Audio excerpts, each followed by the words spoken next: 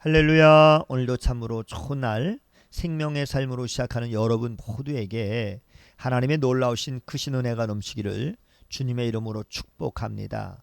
저는 오늘 신명기서 6장 1절에서 9절 말씀을 통해서 하나님을 사랑하는 법이라고 하는 말씀을 전하기를 원합니다.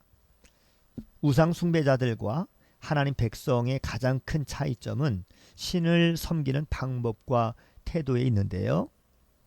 우상 숭배자들은 신을 두려워하고 꼭 필요할 때만 찾아와서 힘을 빌리려고 합니다. 그러나 하나님 백성은 하나님을 가까이 하고 사랑합니다.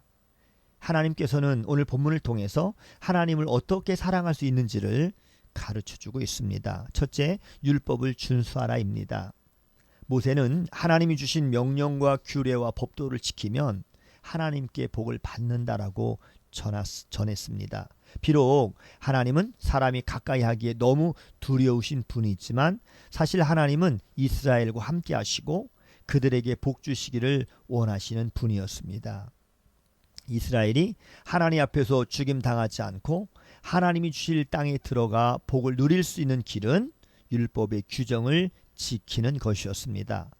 특별히 모세는 하나님이 주시는 명령과 규례와 법도를 가르치고 지키고 듣고 행해야 한다라고 말합니다. 그렇게 할 때 이스라엘은 가나안 땅을 차지하고 장수하고 복을 받아 번성할 수 있다라고 1절, 2절, 3절 통해서 말씀하였습니다. 이처럼 하나님 백성이 복을 받아서 번성하게 되는 비결은 많은 자원이나 비옥한 토지나 강한 군사력이나 지정학적 요소를 갖추는 것이 아니라 하나님 말씀에 순종하는가의 여부에 달려 있는 것입니다. 우리가 주님 앞에서 잘 되고 그리고 교회가 주님 앞에서 든든히 서 가는 길은 오직 하나님 말씀 위에 서는 것임을 잊지 말아야 하는 것입니다. 그러므로 오늘도 큐티하는 여러분 모두를 사랑하고 축복합니다. 두 번째는 유일하신 하나님을 사랑하라입니다.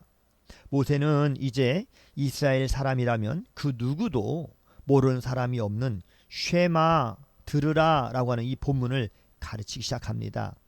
이스라엘 사람은 우선 하나님은 유일하신 신으로 다른 신은 존재하지 않는다라고 하는 사실을 철저하게 믿어야 합니다.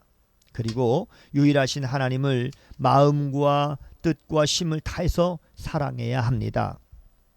하나님은 이방 신들처럼 해를 입힐까 두려워하는 사람들의 마음을 악용해서 재물을 바치게 하는 그러한 분이 아니십니다. 자기 백성을 사랑하시고 또한 사랑받기를 원하는 분이십니다. 비록 거룩한 하나님을 죄인이 가까이 할 수 없지만 그럼에도 하나님을 사랑하는 마음을 가지고 그 사랑을 근거로 하나님을 섬기는 것이 참된 신앙인 것입니다. 세 번째는 사랑의 관계를 맺고 순종하라입니다. 이방 종교에서는 신을 두려워해서 재물을 바침으로써 신과 좋은 관계를 맺으려고 합니다. 그런데 하나님은 이스라엘과 맺는 이 관계를 사랑으로 정의하셨습니다.